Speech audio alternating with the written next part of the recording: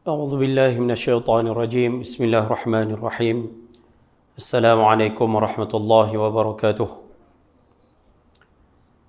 Kita mulakan pertemuan kita malam ini dengan umul kitab Al-Fatihah. A'udzu billahi minasyaitonir rajim. Bismillah. Alhamdulillah rabbil alamin arrahmanir rahim maliki yaumiddin. Na'budu wa nasta'inu ihdinas siratal mustaqim siratal ladzina an'amta 'alaihim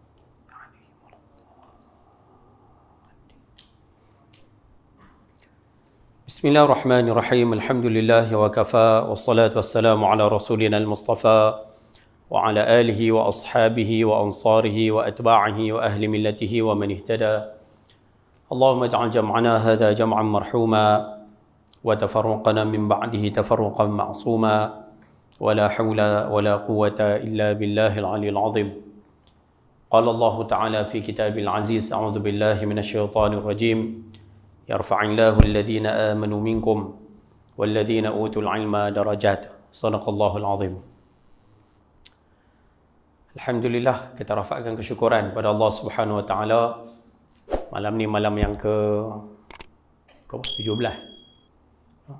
daripada bulan Rejab 1442 Hijrah. Allah masih lagi manjangkan usia, berikan kita kelapangan, kesihatan, sama-sama berada dalam majlis ilmu pada malam ini. Mudah-mudahan pertemuan kita ada faedah dan manfaat dunia dan akhirat, insya-Allah. Ayah-ayah, ibu-ibu rahmati Allah Subhanahu wa taala sekalian, yang pertama sekali macam biasa, siapa yang masih lagi belum niat i'tikaf dalam masjid untuk ilmu, boleh niat sekarang. Mudah-mudahan keberadaan kita dikira sebagai satu ibadah di sisinya, insya-Allah. Baik. Ayah-ayah, ibu-ibu rahmati Allah Subhanahu wa taala sekalian, ada satu pepatah yang berbunyi, jalan ni sebagai mukaddimah. Sebelum kita nak bincang sikit tajuk kita pada malam ini. Ada satu pepatah yang berbunyi, Rejab adalah bulan istighfar. Sya'ban adalah bulan salawat. Dan Ramadan adalah bulan Al-Quran. Saya ulang sekali lagi. Rejab adalah bulan istighfar. Sya'ban adalah bulan salawat. Dan juga Ramadan adalah bulan Al-Quran. Jadi bersempena dengan bulan Rejab ataupun sempena dengan bulan Ramadan, kita diminta memperbanyakkan Al-Quran. Kalau boleh dicadangkan pada bulan Rejab ini, kalau boleh banyakkan istighfar. Banyak minta ampun. Kalau boleh bahasa Arab, bahasa Arab. Tak boleh bahasa Arab, bahasa Melayu. Yang penting ada, ya Allah, ampunlah dosa aku ni, ampunlah dosa kami semua, ampunlah dosa seluruh ahli keluarga aku, ampunlah sekalian kaum muslimin muslimat. Minta ampun daripada dosa. Itu satu. Dan yang kedua, ada seorang ulama dululah, namanya Al-Imam Mulla Ali Al-Qari. Beliau karang satu kitab yang bernama Adabun fi Rajab. Maksudnya adab di bulan Rejab. Apa adab di bulan Rejab? Beliau senaraikan beberapa perkara. Saya nak kongsi satu sebagai mukadimah. Dia sebut dalam kitab tu, saya translate dalam bahasa mudah, tak payah dalil apalah, kita nak ringkaskan point. Rupanya orang yang melakukan amalan di bulan Rejab ni, siapa buat amalan bulan Rejab ni, Allah Ta'ala akan bagi pahalanya berganda. Dia bawa dalil apa semua, saya tak apai dalil tu, kita nak ringkas poinnya. Orang yang buat baik di bulan Rejab ni, Allah Ta'ala ganda pahala. Pahalanya digandakan. Sebab dia buat baik di bulan haram. Ni bulan haram ni. Kan? Minha inna iddatash syuhur indallah 12 syahran. Bulan-bulan di sisi Tuhan ni ada 12. Minha arba'atun hurum. Ada 4 yang haram. 4 yang haram tu apa? Zulqa'idah, Zulhijjah, Muharram, Rejab. Jadi bulan ni bulan yang agung naknya. Jadi bila bulan agung, orang yang buat baik di bulan agung ni, pahala dia berganda. Tapi jangan lupa dalam kitab tu juga Al-Imam Mulla Ali Qari sebut, siapa buat merapu bulan Rejab ni, dosa dia berganda. Maksudnya siapa buat maksiat bulan Rejab ni, siapa ada buat benda merapu bulan Rejab ni, siapa ada buat benda yang tak baik bulan Rejab ni, dosa dia pun berganda. Jadi hati-hati sikitlah bulan ni, jangan duk merapu kan. Mata jaga, telinga jaga, mulut jaga, pakat-pakat jaga belakang lah. Awak yang senyap, nampak ke? Boleh insya-Allah mudah-mudahan. Ayah-ayah, ibu-ibu rahmati Allah Subhanahu wa taala sekalian. Malam ni insya-Allah, oleh kerana masa tak boleh panjang, kita ada 41 minit lagi.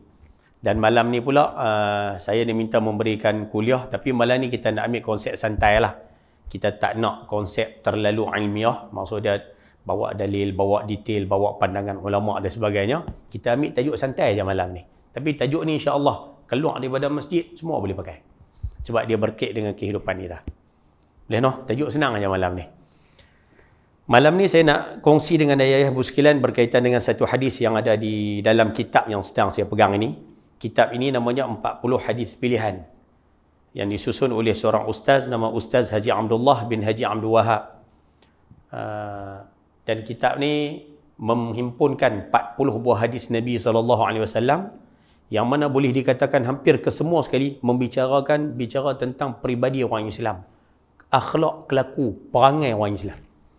Sama ada perangai yang perlu ada ataupun perangai yang perlu dibuang untuk menjadikan seorang Islam ni orang Islam yang sempurna, orang Islam yang baik, orang Islam yang mentaati perintah Tuhan.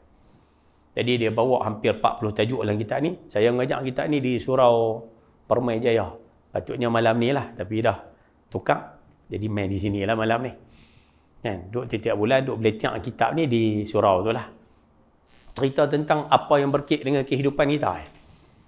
Dan malam ni saya nak petik satu di antara hadis yang terdapat dalam kitab ni. Cuma sekali kita akan beletiak cara-cara kampung kita lah. Pakat-pakat ambil pengajaran sama-sama lah insya-Allah. Yang mana malam ni saya nak kongsi dengan ayah-ayah ibu sekalian berkaitan dengan 3 perkara yang diharamkan oleh Allah Ta'ala. Maksudnya benda ni, 3 perkara ni Allah Ta'ala haramkan, tak boleh buat. Sebagai orang Islam, jangan buat perangai ni. Sebagai orang Islam, dilarang oleh kita oleh Allah untuk buat benda ni. 3. Dan ada 3 perkara lagi dibenci oleh Allah. Tuhan tak suka kita buat. Tapi kalau terbiang buat juga, tak berdosa. Tapi Tuhan meluat siapa buat perangai macam ni. Dan kita jangan lupa, bila Allah Ta'ala benci, semua malaikat benci.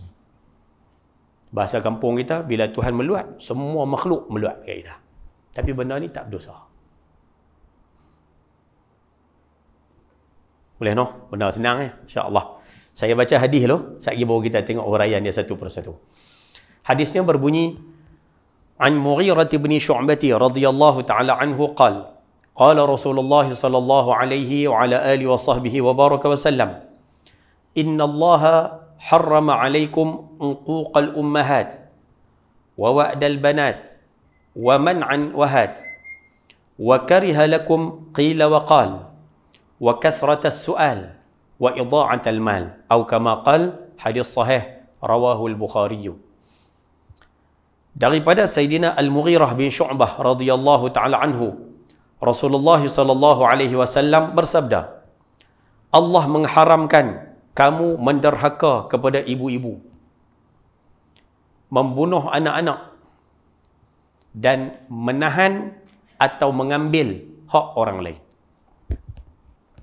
Allah membenci orang yang suka berkata sia-sia, terlalu banyak menyoal dan membuang harta. Hadis riwayat daripada Al-Imam Bukhari. Dapat? Kasih ulang sekali lagi. No? Bagi nampak dulu hadis tu bentuk dia macam mana. Sekali kita bincang satu-satu poin ni. InsyaAllah dan perhabis. 6-6 tu insyaAllah dan perhabis. Rasulullah sallallahu alaihi wasallam bersabda, Allah mengharamkan kamu menderhaka kepada ibu-ibu, membunuh anak-anak, menahan atau mengambil hak orang lain. 3. Allah membenci orang yang suka berkata sia-sia, terlalu banyak menyoal dan juga suka membuang harta. Hadis riwayat daripada Al-Imam Bukhari. Baik.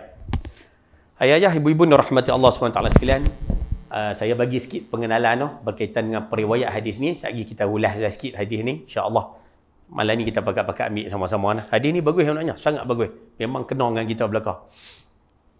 Hadis ni diriwayatkan oleh seorang sahabat yang namanya Sayyidina Mughirah bin Syu'bah. Sayyidina Mughirah bin Syu'bah ni ada riwayat sebut beliau lahir sama tahun dengan Nabi SAW. Maksudnya tahun baginda lahir 571 Hijrah, beliau pun beranak tahun tu juga. Dan tu ada pandangan yang kata macam tu. Dan beliau adalah seorang sahabat yang masuk Islam lewat sikit. Masuk Islam tu lewat. Tapi beliau terlibat dalam perjanjian Hudaybiyah tahun ke-6 Hijrah. Masa tahun ke-6 Hijrah, Nabi duduk di Mekah, Nabi hijrah ke Madinah. Tahun kedua perang Badar, perang Uhud, perang Parit, hak korek parit keliling Madinah tu. Lepas tu berlaku perjanjian Hudaybiyah. Masa perjanjian Hudaybiyah tu, Sayyidina Mughirah ada bersama dengan baginda dalam perjanjian tu. Boleh dapat zakat tu, no? Sebab tu ada yang kata beliau masuk Islam lewat. Beliau di antara sahabat yang termasuk dari kalangan kategori Amqari. Amqari ni kita panggil jenius. Sahabat Nabi SAW ni bijak-bijak. Tapi ada di kalangan sahabat yang jenius. Dia jenis otak jenius. Jenis, cuma nak kata jenius lah. Jenis. Antaranya Amru al-As. Antaranya Sayyidina Mughirah bin Syu'bah ni jenis otak jenius. Habuan ni lah, jenis pemikiran jauh. Beliau pernah meriwayatkan banyak hadis Nabi SAW dan waktu zaman pemerintahan Sayyidina Umar, tak silap saya, jadi gubernur di Basrah. Beliau pernah jadi gubernur dan pernah jadi gubernur Kufah di zaman Muawiyah. Maksudnya dia hidup zaman Sayyidina Umar jadi gubernur, zaman Muawiyah bin Abi Sufyan pun jadi gubernur. Dua-dua jadi gubernur. Dan beliau wafat meninggal dunia tahun 50 Hijrah. Tahun 50 Hijrah. Umurnya berapa? Wallahu a'lam. Saya tak ada catatan, tapi ada yang kata dalam usia yang agak panjang lah, 100 lebih. Wallahu a'lam. Ni sahabat yang nama Mughirah bin Syu'bah. Daripada ramai-ramai sahabat tu ada seorang nama Mughirah bin Syu'bah. Ni sedikit biodata dia lah. Cuma ayah kalau nak tahu sedikit maklumat lah. Kita pernah dengar cerita Sayyidina Umar kena bunuh. Sayyidina Umar kan kena tikam belakang. Rupanya yang tikam belakang tu adalah seorang hamba. Hamba pada siapa tak? Hamba pada Mughirah ni lah. Kan Mughirah beli hamba. Rupanya hamba tersebut orang Islam, boleh baca Quran, boleh apa. Hamba tu tak puas hati dengan Sayyidina Umar. Last kali waktu sembahyang subuh, Sayyidina Umar jadi imam, dia cabut pisau tengah sembahyang tu, cabut pisau, tikam Sayyidina Umar. Siapa dia budak tu? Abu Lu'lu' Fairuz. Budak ni siapa? Hamba pada Mughirah bin Syu'bah. Tapi Sayyidina Mughirah tak terlibat lah. Cuma nak sebut budak tu hamba pada Sayyidina Mughirah. Dia hafal Quran 30 juzuk. Tak bunuh. Mana orang Islam. Ni saja bagi kenal, tak ada apa bagi kenal. InsyaAllah. Baik. Daripada Sayyidina Mughirah bin Syu'bah radhiyallahu ta'ala anhu, Rasulullah sallallahu alaihi wasallam bersabda. Saya dah sebut dah malam ni kuliah kita santai ya. Kita nak bicara tentang 3 perkara yang Allah Ta'ala haramkan. Kalau boleh tolong elakkan, kalau boleh kena buang. Orang Islam tolong hati-hati dengan perkara ni, tolong jauhkan benda ni. Dan 3 perkara yang Allah Ta'ala benci, jangan buat. Kalau buat tak berdosa, tapi Tuhan benci dengan perangai ni. Bila Tuhan benci, saya sebut dah tadi, semua makhluk benci. Nombor 1, benda yang Allah Ta'ala haramkan, Nabi bersabda, Allah mengharamkan kamu menderhaka kepada ibu-ibu. Nombor 1, tulis kat situ, derhaka kepada ibu bapa. Ni benda nombor 1, poin nombor 1 yang Allah Ta'ala haramkan. Menderhaka ibu-ibu. Ibu tu sekali ibu bapa lah. Cuma disebut ibu di sini kerana hak ibu tu lebih besar. Nak kena taat ibu dengan bapa ni mana lebih besar tak? Taat ibu lebih pada bapa. Sebab tu Nabi sebut ibu tu lebih. Allah haramkan kamu derhaka pada ibu-ibu. Sekalilah ibu dan bapa masuk sekali dalam tu lah. Baik. Yang kata derhaka tu macam mana Ustaz? Siapa ada pen nak catik-catik no? Saya bagi poin-poin sikit lah. Allah Ta'ala tak bagi orang Islam ni derhaka kat mak bapak. Khususnya mak bapak kandung. Mak bapak kandung. Yang kata derhaka tu macam mana Ustaz? Hak ni siapa nak catik-catik no? Saya bagi 3. Nombor 1, yang kata derhaka. Siapa anak-anak, mana-mana anak kalau buat panggil huduh macam ni, itu dikira derhaka. 1 daripada 3 ni. Nombor 1, tulis kat buku tu. Menyakiti mereka dengan perkataan atau perbuatan. Tu nombor 1.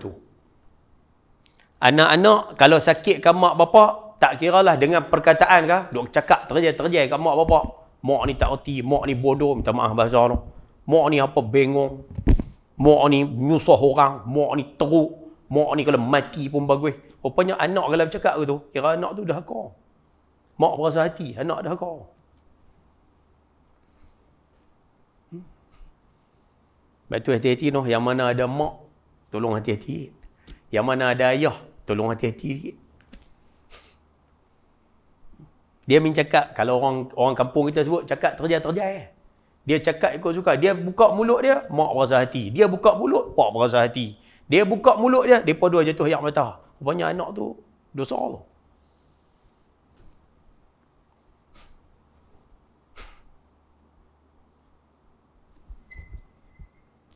Awak yang senyap nampak kaya. Sungguh, memang sungguh kan. Kira cakap buat bagi mereka berasa hati ya, mereka tersinggung ya, mereka kecil hati ya, dosa lah anak tu. Dan jangan lupa nah, antara dosa yang Allah Ta'ala bayar cash atas dunia, dosa derhaka mak bapak. Dosa lain, ada yang Tuhan tangguh siksaan tu hari akhirat. Dunia tak kena, hang buat apa pun.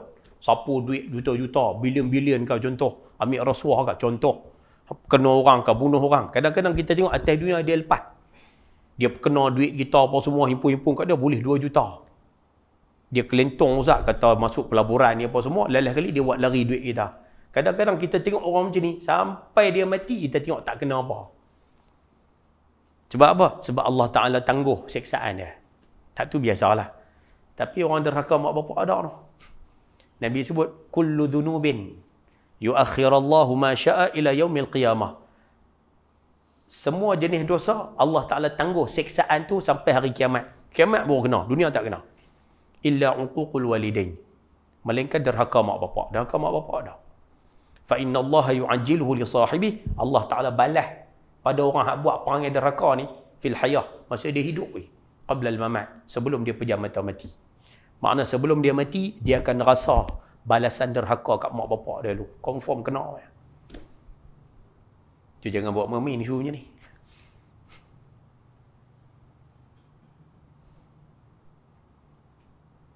Any question?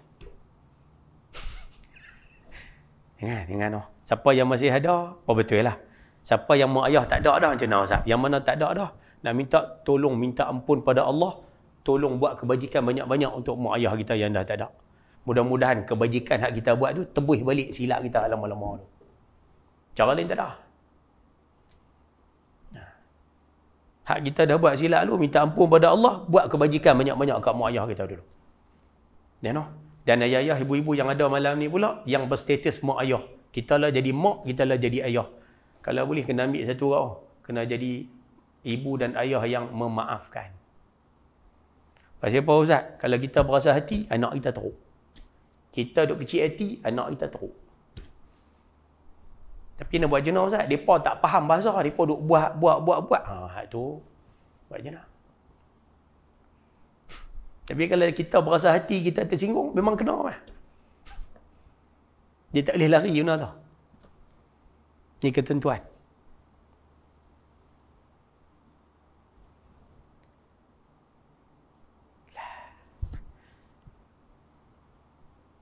Nak berhenti buat gaya macam ni. Tu yang saya kata malam ni kita buat kuliah santai dah, tak payah baca detail-detail ilmiah sangat kan. Kita boleh tiap macam tu pun boleh lah. Boleh kan no? InsyaAllah no. Kalau kata bercakap pun, cakap menyakitkan mereka pun dikira derhaka. Cuba bayang kalau kita menyakitkan mak bapak dengan perbuatan. Lagi teruk sepak, terajang, katuk, lempak pun orang tua-tua. Hak tu lagi Then no, tu satu dikira derhaka. Nombor dua, yang ni pun kalau buat macam ni pun kira derhaka. Saya tak ada Ustaz, duk cakap terjang tak ada. Okey. Saya tak ada sepak terajang mak bapak, tak buat Ustaz. Okey. Yang kedua, tidak menunaikan tanggungjawab sebagai anak. Kita jadi anak, tapi tanggungjawab sebagai anak tak buat. Rupanya kira derhaka. Macam mana Ustaz? Kan? Tak balik pun dah. PKP lain lah. Tapi jadi anak tak balik, rumah mak pak apa? Saya Ustaz berkeli dengan pak saya, 10 tahun dah tak balik. Badai. Dia kira jaga mak mertua dia je Ustaz. Yang mak dia duduk sorang-sorang, dia buat tak peduli tanggungjawab tak buat. Yang mak, yang dia makan dengan anak bini pergi berjalan merata boleh Ustaz. Yang mak pak dia beras di rumah pun tak ada, 3 hari dah tak makan. Tanggungjawab tak buat. Orang tua tu sakit, dia tapi cari ubat nari, pergi naik motor pergi beli nari. Kan jauh nak. Punya anak ni tak guna, tak buat tanggungjawab dua. Dan yang ketiga, hak ni takut sikit. Saya pun dah takut ujung ni. Apa dia Ustaz? Melawan kehendak mereka yang tidak bercanggah dengan hukum. Lawan kehendak mak bapak, lawan permintaan mak bapak, tak ikut permintaan mak bapak, yang mana mak bapak punya permintaan tu tak canggah dengan hukum. Hukum kata okey. Hukum kata harus, boleh. Contoh paling simple. Mak kita kata apa? Mat, hang nanti dah kerja, hang kahwin, hang buat rumah sini mat weh. Hang pun kerja kan jauh mana pekan Bukit Mentajam ya. Kerja kat high school tu ya. Buat rumah sini, duduk sini ya. Mak bukan ada siapa, hang seorang je anak mak. Contoh, tu permintaan mak ah. Ya, permintaan mak dia. Canggah dengan hukum? Tak canggah. Mak bagi tanah duduk. Tapi anak ni sampai sudah tak mau. Tak mau sampai sudah. Mak ni duk minta pasal duduk seorang. Kan ada siapa? Anak tunggal. Seorang tu anak. Minta. Yang anak tak mau pun sudah. Pasal apa tak mau? Pasal bini tak mau. Bini duk kata payah duk dengan mak mentua. Last kali Ustaz, beli rumah baru. Sewa di taman macam mana? Padahal itu permintaan mak. Duduk lah.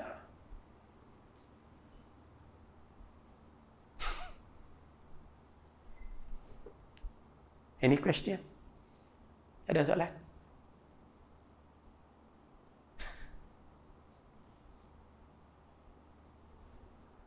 Lah. Assalamualaikum. Ada. Ada soalan? Kan? Tak ada anak. Boleh dapat poin tu noh. 3 tu. Kan? Sebab tu kalau siapa yang main mengaji malam ni, kalau rasa aku ada pernah buat, saya pernah buat dulu Ustaz benda tu. Minta ampun pada Allah khususnya di bulan Rejab ni dan buat kebajikan banyak-banyak untuk mak ayah kita balik. Tu je cara dia. Tebus baliklah. Nah, mana tahu kebaikan yang kita buat cara berterusan, Allah Ta'ala ampunkan salah silap kita pada mak ayah kita dulu. Saya kita tak tahu.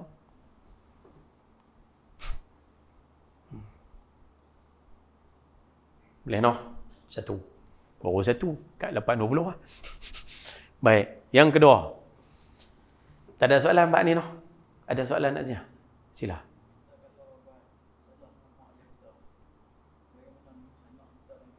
Oh. Satu soalan yang sangat baik.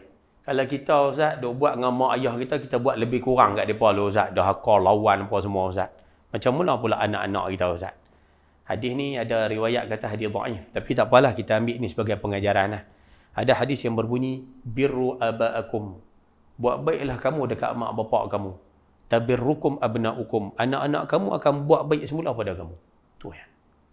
Siapa buat baik kat mak bapak, insya-Allah nanti Tuhan bagi anak-anak dia buat baik kat dia. Maknanya kalau dia atas dunia dulu buat baik kat mak bapak dia, masa hidup dia korban diri dia Ustaz. Dia korban masa, korban tenaga, korban wang ringgit, korban hati pun kadang-kadang. Duk berasa, duk makan hati dengan orang tua tu. Tapi dia tak tunjuk Ustaz. Pasal apa? Nak jaga hati mak pak. Nanti bila dia tua, anak-anak balas baik balik kat dia. Anak-anak nanti korban pula apa hak ada kat dia untuk membahagiakan mak pak dia pula. Rupanya Tuhan bayar cash. Macam ibu-ibu dulu lah, ibu-ibu korban hidup, kadang korban duduk dengan mak mertua. Belau mak mertua sampai mati. InsyaAllah, nanti Allah Ta'ala balas. InsyaAllah, menantu kita, belau kita pula sampai mati. InsyaAllah. Boleh dapat. Tapi kalau berkeli dengan mak mertua masa muda tu, tunggulah. Nanti menantu kita berkeli dengan kita pula. Tu lah, nak pergi ke mana kan? What you give, you get back. Kan? Hak mana kita bagi, hak tu nanti kita boleh balik. Hak mana menikah kontrol lelaki. Nanti menantu kontrol anak kita pula. Macam tu lah. Dia balas balik. Jangan marah lah. Kan? Habis tu kalau anak kita buat baik ke mak bapak, anak buat baik balik. Kalau kita buat tak elok, nanti anak buat tak elok pula. Itu saja.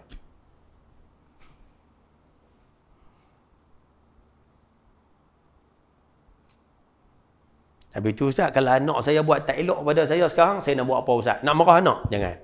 Minta ampun pada Allah, perbetul balik dengan mak ayah kita. Buat kebajikan banyak-banyak kat mereka. Mudah-mudahan satu hari nanti anak kita Allah Ta'ala betulkan balik. Itu lah. Tak ada cara lain lah. Tak ada cara lain. Understand? Terima kasih. Boleh dapat jawapan tu. Ada soalan lain? Tak ada noh. Baru satu, ada 5 kan ni. Baik, yang kedua, Nabi sebut dalam hadis ini membunuh anak-anak. Yang mana membunuh anak-anak ni, kalau ayah-ayah boleh tengok sikit lah, maksudnya saya rasa tak perlu bincang panjang. Membunuh anak-anak ni, zaman dulu pernah berlaku, zaman Fir'aun bunuh anak lelaki, zaman jahiliyah bunuh anak perempuan. Allah Ta'ala mengharamkan membunuh anak-anak di sini, maksud dia di sini dalam bahasa mudah lah, membunuh anak yang dilahirkan. Tak boleh. Yang tu saya rasa tak payah bincang kot. Yang main mengaji tak buat. Ataupun yang kedua, menggugurkan. Menggugurkan kandungan. Boleh tak? Tu dikira membunuh. Ataupun diterjemah juga dalam kitab ni. Yang sedapnya dalam kitab ni terjemah. Cuba dengar no? Dilarang, tengok mana? Dalam kitab ni tulis. Dilarang membunuh anak. Sama ada yang telah lahir, yang dah beranak dah. Ataupun yang masih dalam kandungan. Pun dikira juga satu pembunuhan. Secara langsung. Maksud dia keluar-keluar bunuh. Ataupun pergi gugur terus. Itu dikira bunuh secara langsung. Ataupun secara tak langsung. Pun dikira bunuh juga. Ada manusia bunuh anak secara tak langsung. Antaranya apa Ustaz? Mengabaikan anak. Tidak memberikan makanan kepada anak. Maksud dia makan apa pun tak bagi. Ikat dia duduk dalam rumah. Mau biar kurus kering. Makan pun tak bagi. Rupanya hak tu dikira bunuh anak secara perlahan-lahan. Secara tak langsung. Tidak memberikan pelajaran pada dia. Hak tu pun kira bunuh juga. Bunuh masa depan dia. Kesihatan dia. Tak jaga kesihatan dia. Dan juga menyekat pertumbuhan hidupnya. Rupanya mana-mana mak bapak kalau buat perangai huduh macam ni pada anak, dikira bunuh anak secara tak langsung. Tu yang ayah-ayah boleh tengok kan. Ada mak ayah apa kena hukum gantung kan. Di Terengganu. Keluar sehari 2 hari ni. Mak ayah lelaki bini dua-dua kena duduk di tali gantung. Ke cerita lama kah? Saya tengok dalam YouTube tadi baru tengok. Tak apalah kalau berita lama pun tak apa, kita ambil pengajaran. Mak ayah tu dijatuhkan hukuman gantung disebabkan anak dia menyeksa anak dia. Anak dia umur 22. Anak sendiri Nama apa anak dia tu? Perempuan. Tapi anak dia umur 22, badan 14 kilo.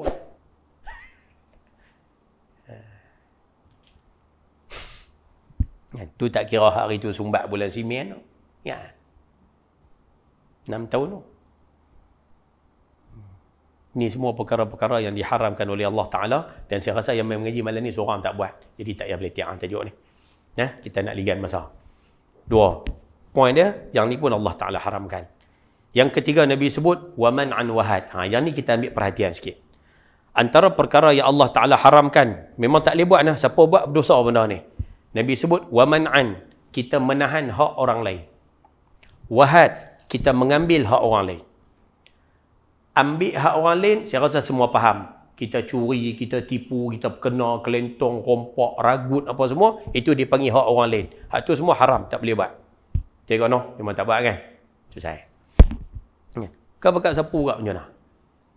Tak ada kan? Tak ada. Habak tu saya rasa tak payah bincang kot. Berkaitan dengan ambil hak orang. Ambil hak orang ni tak boleh ke Ustaz? Tak boleh nah. Walaupun, tengok nah. Ada hadis, ayah pernah dengar tak? Man iqtata'a haqqa mri'in. Siapa-siapa ambil hak orang lain. Kan? Faqad aujaballahu an-nar. Allah Ta'ala akan wajibkan orang ni pasti masuk neraka. Ila akhiril hadis. Cuma di ujung hadis tu, sahabat tanya, awalau kana syai'an yasiran, macam mana kalau benda kami ambil tu benda yang biasa ya? Benda tak ada harga. Kan ambil benda mahal-mahal pun, ambil benda biasa ya? Baginda menjawab, wa in qadiban minal araq. Nabi kata, walaupun yang kamu ambil tu ranting kayu sugi. Ranting pokok arak, ranting pokok kayu sugi. Ranting pokok kayu sugi ni, zaman Nabi dulu siapa nak gosok gigi, kepak benda free. Tapi kalau orang punya sangkut tu.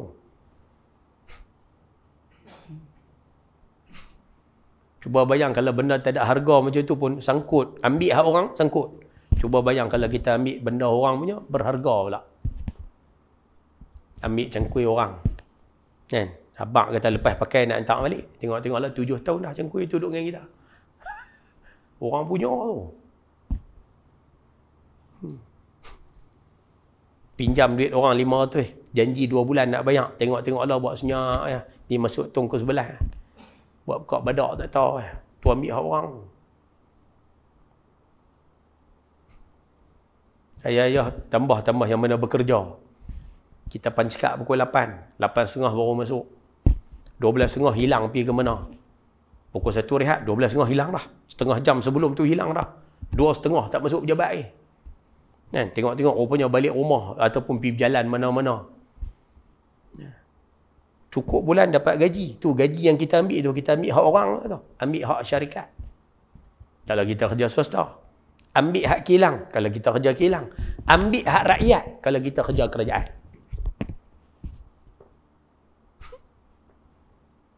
Ambil hak orang cara salah walaupun sekupang.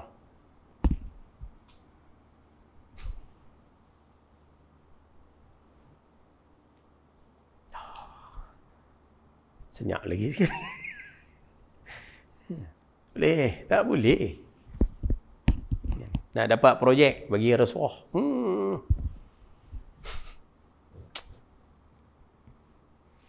Ada soalan?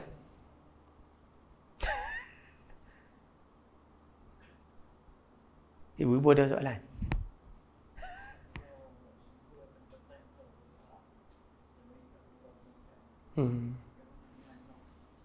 Kalau sumber pendapatan tu haram Ustaz, bagi anak isteri kita makan Ustaz, macam mana Ustaz?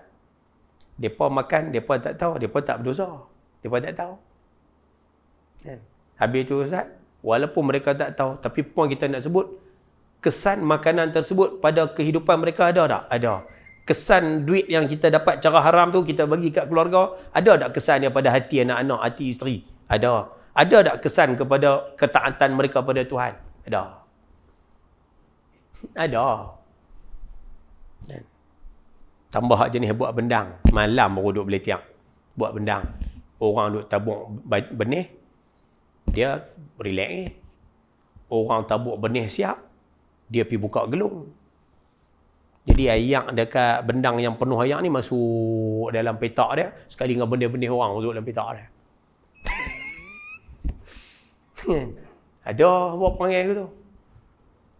Dia suruh orang pergi meracun habis semua. Dia kata, aku tak bayar lah. Pasal apa? Meracun apa macam ni. Padahal kawan tu meracun sampai 10 tong lah. 5 tong sudah. Dah. Dah lah. Tak ada orang ni tau. Cara macam banyak orang ni tau. Jangan. Ibu-ibu kalau ada anak jenis macam tu, kata ayat nah. Kata ayat, abang ayat. Kalau ada suami buat perangai macam tu, kata sikit. Dia pasti memberi kesan kepada orang yang gunakan pendapatan tu. Memang ada. Tengok suami, tengok pukul 12 balik. Abang kerja macam mana? Dia tak apa, pejabat tu abang punya. Ui. Padahal kalau tanya bos dia, rehat pun pukul 1 sampai pukul 2. Dia buat pejabat tu macam dia punya. Dia buat tempat kerja tu macam dia punya. Tak boleh. Melainkan kalau kata dia bos, syarikat tu dia punya sendiri. Duit dia sendiri. Ikut suka dia lah nak balik pukul berapa. Ni dia pun makan gaji. Boleh. Dia kerja kilang. Duk galas barang kilang buat balik rumah. Jual. Tak boleh. Kita pun duk tengok awak yang glove banyak sangat. Duk balik glove. Anak kerja kilang buat glove. Hak tangan tu. Kita tengok awak banyak kotak dengan awak balik. Dia tak kilang bagi. Padahal kilang tak bagi pun. Ui, jangan.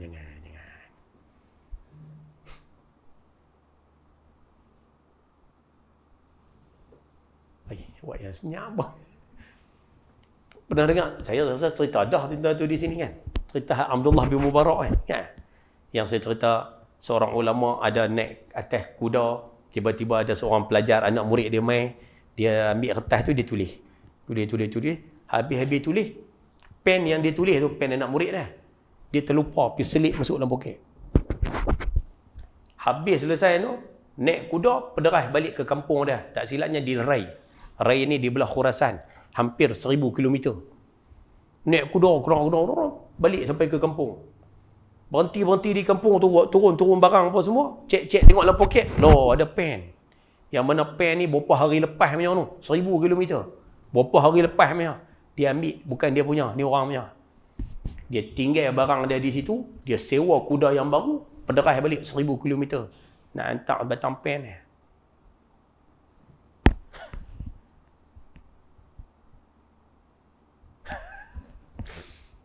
Kena tanya. Kita bukan setakat pen. Kan? Limau Cina pakai semayang dulu pun kita sapu. Aduh, Wallahualam. Tak apalah. Nah, cuma nak minta balik lagi, cek balik tengok. Kalau ada barang ataupun harta yang bukan milik kita, pulangkan balik. Tak kira lah tanah bukan kita punya, pulangkan balik. Barang kemas bukan kita punya, pulangkan balik. Cek tengok di luar rumah, cangkui apa, ni semua bukan aku punya. Hantar balik pada tuan dia. Bagi balik. Masuk dalam dapur, cek-cek tengok pinggan mangkuk, masjid punya. Hantar balik. Tak sungguh. Bukan kita punya, ni hak awam. Jangan. Kan? Kita takut bukan apa? Takut jadi macam satu kes, tak payah sebutlah di mana. Jadi macam satu kes. Seorang pakcik ni, dia ambil reta adik-beradik dia, ambil tanah. Dia ambil tanah adik-beradik dia. Pusing macam mana tu, buh nama dia seorang. Cara tak betul lah. Dia ambil semua. Adik-beradik berkeli dengan dia lah, tak apa. Dia berkeras, tak bagi sampai sudah. Akhirnya adik-beradik dia mula meninggal dunia. Bila adik-beradik meninggal dunia, anak-anak menakan berkeli dengan dia pula. Pasal apa? Pak Long ambil reta pak kami. Pak Long ambil reta tanah pak kami. Sekupang tak bagi kat kami. Tanah sikit tak bagi kat pak kami. Ni hak kami. Keli dengan anak menakan pula. Celah-celah tu syoknya. Hak Pak Long ni duk keras tak bagi. Mati Pak Long tu. Jadi tanah turun pergi dekat anak-anak Pak Long. Anak-anak Pak Long pun keras juga. Dia kata ni tanah pak kami. Habis. Anak-anak dia sendiri makan harta yang bahasa mudah harta orang. Anak-anak dia makan harta orang. Punca dia apa? Pak di atas tu. Punca. Sapu harta orang ikut suka. Akhirnya kesalahan dia menyebabkan anak-anak dia pun makan harta orang cara salah. Nanti anak bekat mati, turun kat cucu pula. Cucu makan harta cara salah. Punca dia tak puan. Tu bahasa mudah. Jangan buat pasal. Silap-silap pinggan mangkuk masjid, anak-anak kita paraik je. Tak, sungguh. Harta orang tu. Lepas tu balik cek tengok bagi apa habis. Ada soalan? Ni malam ni boleh tiap kan? PKP kan boleh bagi ilmiah kan? Kita bagi santai-santai sudah. Ada soalan? Sila. Okey. Kita tak minta maaf, tak halal kat dia. Ya. Kita ambil harta orang kita ambil. Dekat orang, kita mohon ampun pada Allah Ustaz. Mohon Ustaz itu tiap malam sembahyang taubat Ustaz. Okey. Tapi dengan mangsa tu Ustaz, kami jumpa pun tak, pergi minta halal pun tak, pergi bagi balik pun tak. Selesai tak? Tak. Apa yang berkait dengan dosa yang berkait dengan hak manusia, kita wajib pergi jumpa manusia tu balik. Nampak je lah. Tu yang kata susah. Susah. Kena jumpa manusia tu. Kalau tak jumpa dah tak tahu Ustaz, macam mana Ustaz? Cari dah tak jumpa. Kalau tak jumpa, mohon ampun pada Allah Ta'ala. Ada cara dia lah macam mana nak selesaikan isu tu. Dah cari tak jumpa. Ustaz ada Ustaz. Orang Almar Ustaz saya curi motor dia dulu. Duk jumpa je lah. Dia duk jumpa sembang macam tak ada apa lah. Kan? Pasal kawan tu pun beli motor baru dah. Dia tak tahu saya ni pencuri. Kita sembang rabung apa. Duk tiap malam duk angkat tangan. Ya Allah ampunlah dosa aku curi motor dia. Boleh tak? Tak boleh. Habis tu nak buat macam mana Ustaz? Beli motor baru bagi kat dia balik.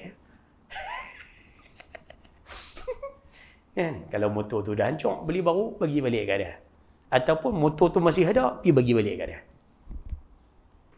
Ustaz nak kena habang kata saya curi. Jangan habang Kalau habang serupa pergi sembelih tengkok.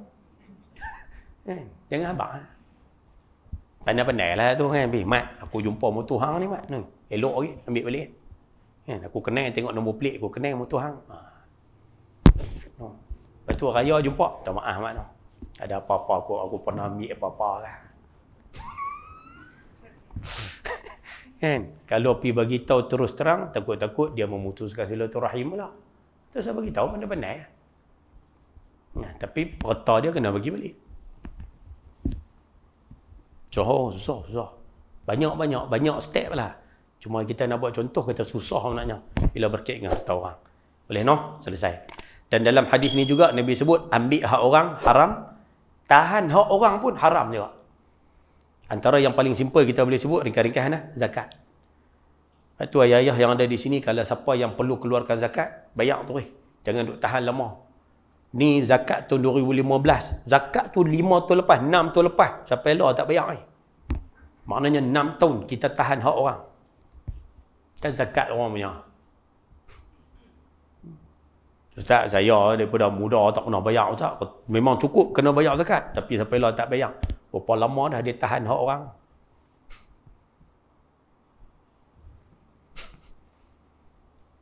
Jangan. Tu yang kita cadang. Ayah-ayah kalau boleh lah zakat tahun 2020 hari tu. Kalau boleh lah bayar bagi selesai. Zakat tahun lepas. Bayar bagi selesai. Jangan duk simpan sampai, Ustaz, saya bulan 10 tahun ni baru saya nak bayar Ustaz. Bayar terus nak. Saya ingat bulan 10, 20, 21 ni baru nak bayar. Bayar terus lah. Simpan buat apa? Hak orang. Duk tahan hak orang 10 bulan buat apa?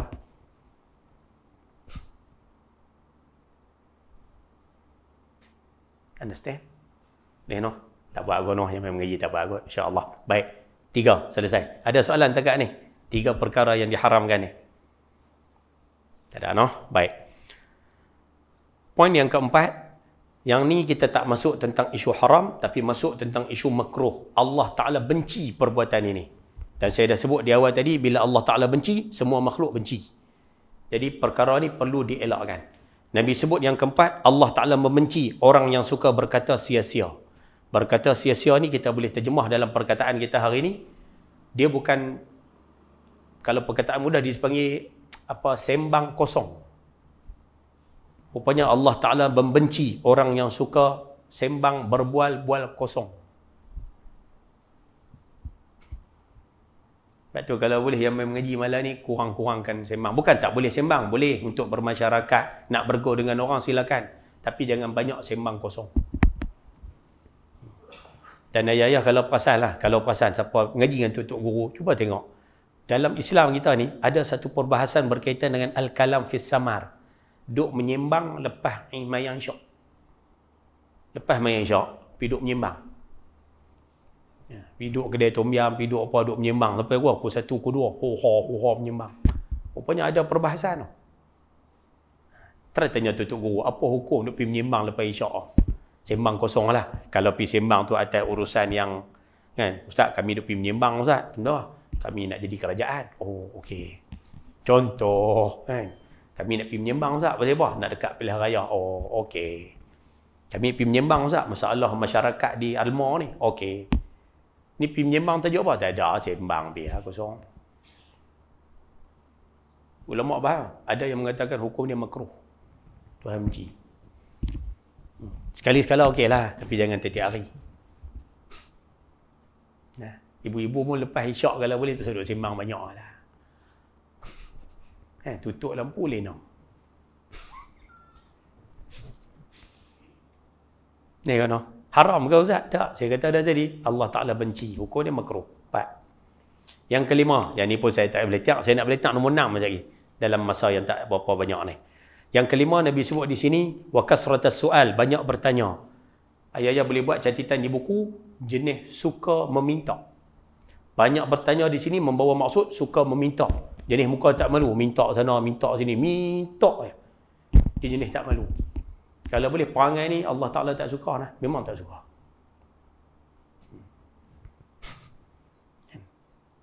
Dia kata, Ustaz dah benda duk ada, minta habis lah. Betul, memang benda duk ada, minta. Tapi poin kita nak sebut, jangan amalkan sikap suka meminta. Kira ada peluang semua minta Ustaz, dia tak ada malu.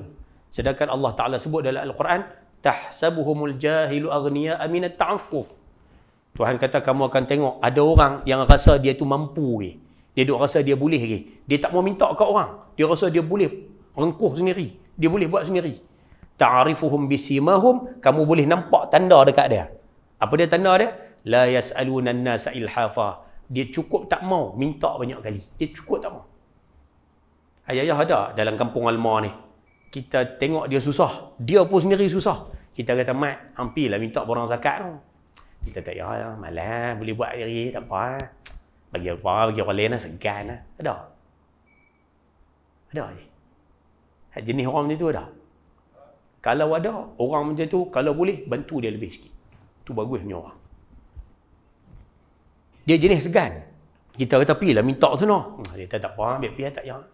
Dia kalau boleh, dia tak nak menjatuhkan ayat muka dia, duk pergi mengadak minta kat orang. Ini orang yang mulia di sisi Allah Ta'ala. Kalau ada di Almar orang macam ni, jaga dia elok. Ni orang yang mulia. Dia jenis tak suka minta banyak kali. Kadang kita punya suruh minta, dia minta. Lah kali kita kata, pergilah minta lagi. Tahun lepas punya, dah ada minta 4 dah. Hak ni tahun ni pula. Kita mau, sudah sekali pula, segan.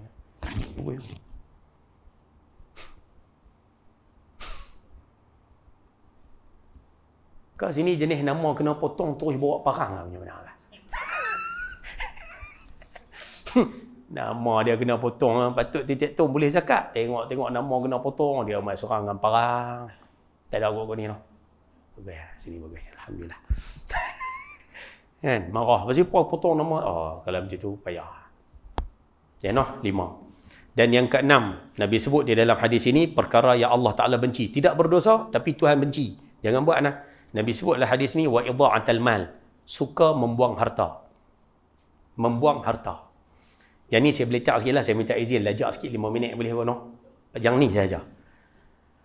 Bila sebut perkataan membuang harta, jangan silap faham nah. Kalau makna dia membazir hukum dia haram. Hak tu tak payah bincang panjang. Membazir bukan makruh, membazir haram. Habis tu dalam hadis ini Nabi sebut orang yang Allah Ta'ala benci siapa? Antaranya orang yang suka buang harta. Buang harta ni apa maksud dia Ustaz? Saya nak terjemah dalam bahasa kampung kita ni. Sebab bahasa baku tak sedap. Tapi kalau bahasa kampung kita macam ni. Ibu-ibu, ayah-ayah pernah dengar tak? Orang yang suka jenis leliak. Leliak pernah dengar? Tak pernah dengar. Suka letak barang merata. Oh, jenis halal balai ni. Jenis tak reti jaga. Macam mana kita nak kata? Dia manusia ni hidup atas muka bumi, kita hidup atas muka bumi ni, Allah Ta'ala bagi ni semua hak Allah Ta'ala betul. Apa saja yang ada pada kita semua pun hak Allah Ta'ala. Apa saja nikmat yang Allah Ta'ala bagi, ni semua milik Allah Ta'ala. Semua Allah Ta'ala punya. Allah Ta'ala bagi pinjam pada orang tersebut, orang tu tak reti jaga. Dia membuang harta tersebut. Contoh paling simple lah saya bagi. Ayah-ayah pernah jumpa ada orang jenis macam ni. Dia jenis nak tukang. Kan? Dia beli mertun, dia pergi DIY ke mana ke, dia beli mertun. Habis-habis katuk pam, dia pergi lempak dalam pasu. Kena hujan panas karat. Lepas tu dia nak tukang lagi sekali, dia pergi beli baru pula mertun. Balik tukang, pam, selik kat bumbung pula. Lepas tu nanti nak tukang lagi, beli baru lagi. Kira rumah dia tu mertun saja ada 7. Pernah tengok orang macam ni? Nampak macam biasa, tapi orang macam ni, rupanya dia ni tak pandai menguruskan harta yang Tuhan bagi pinjam. Jenis tak cermat. Tu baru mertun. Screwdriver, spanner tak kira itu. Tu tak kira pakaian dia lagi tu. Ibu-ibu pernah tengok orang basuh baju. Dia rendam baju seminggu tinggal dalam timah. Lepas masam, angkat-angkat berak, koyak apa seminggu. Dia lupa pakaian tu Allah Ta'ala bagi pinjam tu. Dia tak reti urus. Rupanya Tuhan meluat perangai macam ni.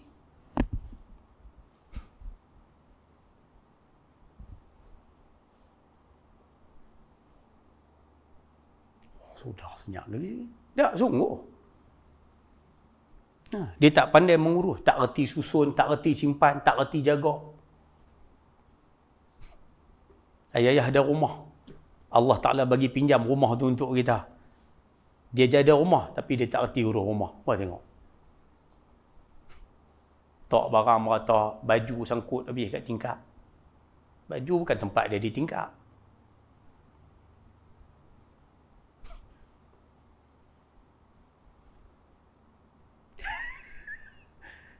Tak boleh. Tunggu. Dia panggil apa jenis ni? Halal balai tu. Jenis halal balai. Tak beramanah dalam menjaga harta yang Tuhan bagi. Orang ni dikira membuang harta. Tu yang saya pernah jumpa ada cerita berkaitan dengan satu pakcik tu.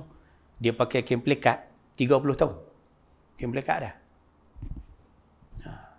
Tu yang saya pernah kongsi di surau pun pernah kongsi. Dia 30 tahun pakai kain pelikat. Jadi kain pelikat dia tak banyak. Jenis pandai cermat ni, jenis orang cermat. Jadi pakaian dia tak banyak. Kita pun tanya pakcik buat macam mana sampai boleh jaga kita kalau 30 tahun kain pelikat tu, angkat tu nampak terus lah. Angkat aku tu nampak.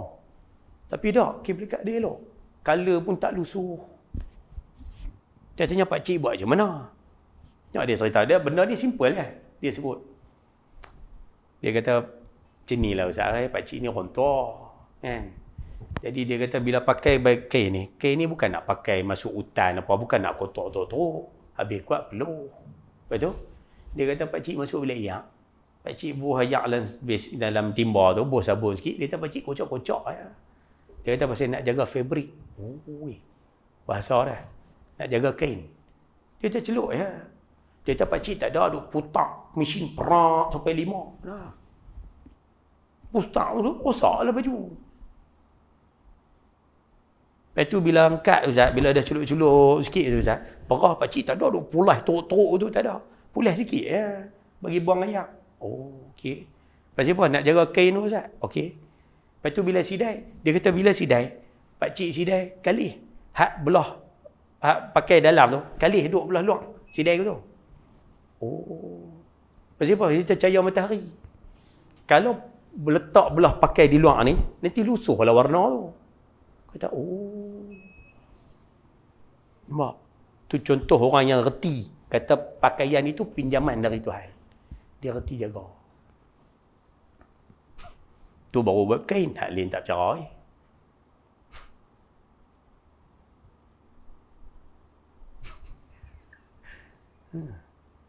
Ibu-ibu sedekah baju suami belah dalam ke belah luar? Belah luar. Lepas ni sedekah belah dalam. Kalau sedekah belah luar, tak lama, lusuh color. Itu nanti beli baru. Hak lama tu, simpan dalam almari. Tak pakai dah. Susul almari tu.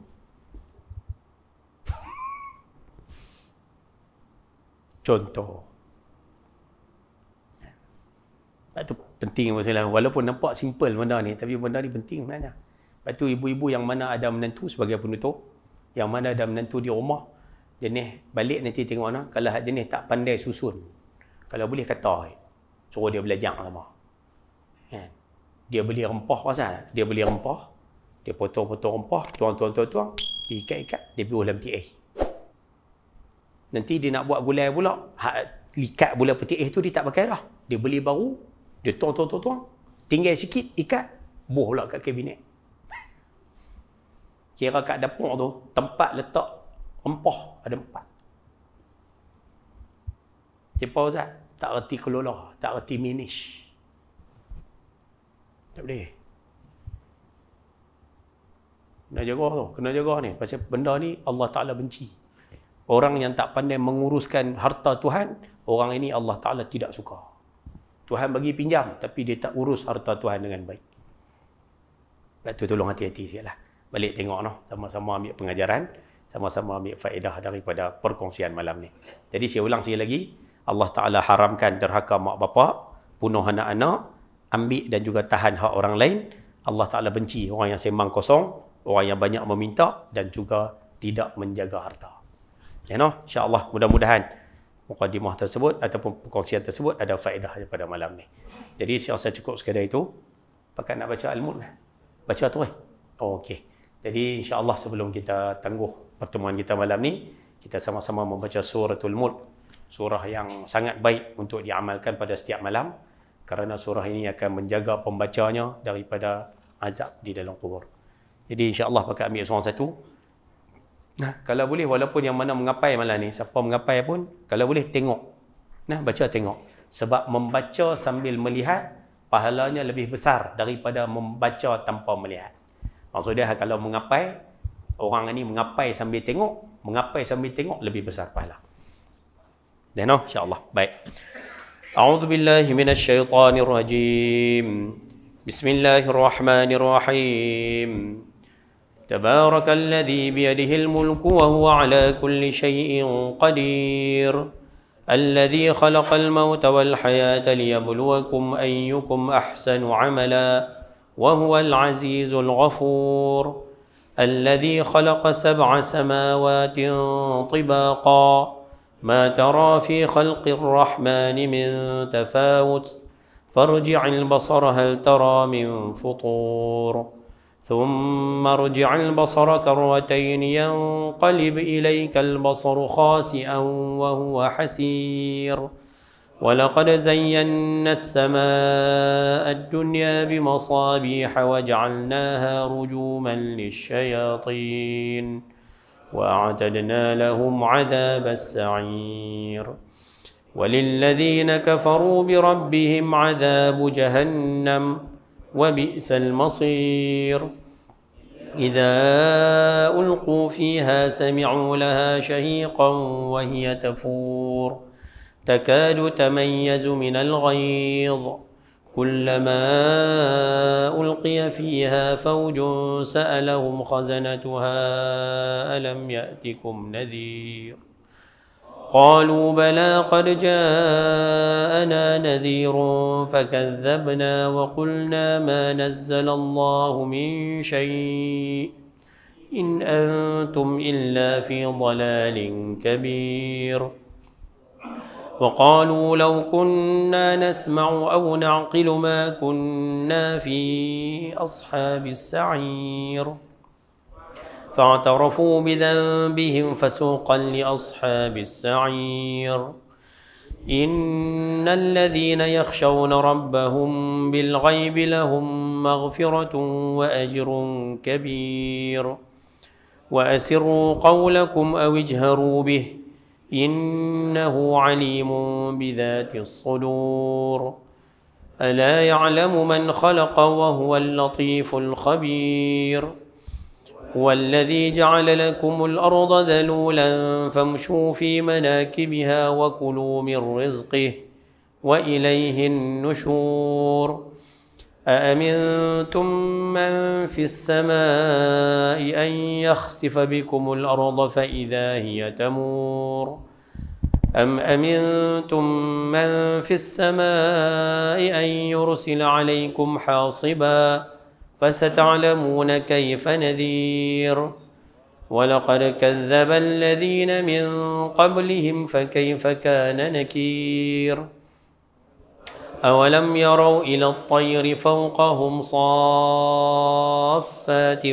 ويقبضن ما يمسكهن إلا الرحمن إنه بكل شيء بصير أمن هذا الذي هو جند لكم ينصركم من دون الرحمن إن الكافرون إلا في غرور أمن هذا الذي يرزقكم إن أمسك رزقه بل لجوا في عتو ونفور أفمن يمشي مكبا على وجهه أهدى أمن يمشي سويا على صراط مستقيم قل هو الذي أنشأكم وجعل لكم السمع والأبصار والأفئدة قليلا ما تشكرون قل هو الذي ذرأكم في الأرض وإليه تحشرون